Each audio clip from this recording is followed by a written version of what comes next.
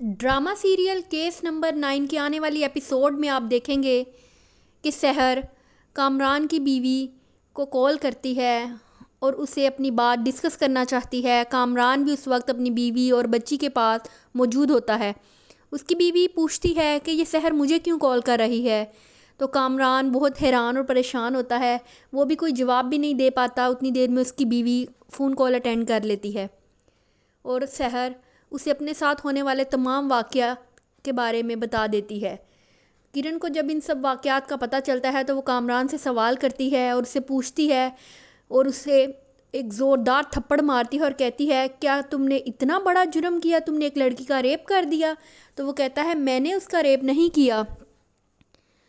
सहर अपने लिए एक वकील हायर करती है और उसकी वकील उससे कहती है कि अपने साथ होने वाले तमाम पहले से हुए वाक़यात का मुझे बताओ, खुलकर बात करो ताकि मैं तुम्हारे लिए केस में हेल्प कर सकूं और आगे इस केस को अच्छी तरीके से कंटिन्यू कर सकूं। सहर उसे बताती है कि 4-5 माह पहले उसने इस ऑफ़िस को ज्वाइन किया था। शुरू में तो ये इसके बॉस कामरान बहुत लिए दिए अंदाज में रहते थे, लेकिन आहिस्ता आहिस्ता वो इसकी तरफ अट्रैक्ट होना शुरू हो गए। तो उसको समझ नहीं आई कि ऐसा क्यों हुआ।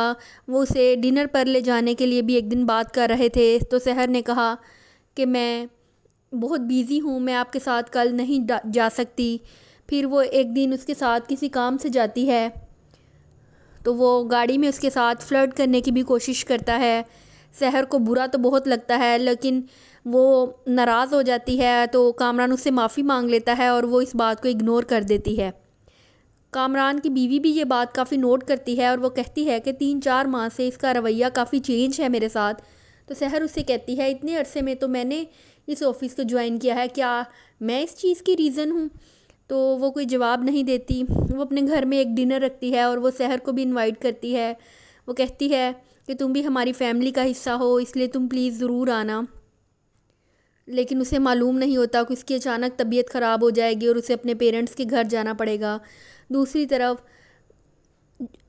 रोहित कामरान को बताता है कि सहर मुझे अपना गवाह बनाना चाहती है और मुझे समझ नहीं आ रही मैं क्या करूं। मैं तो रोज़ बरोज़ इस दलदल में फंसता ही चला जा रहा हूं।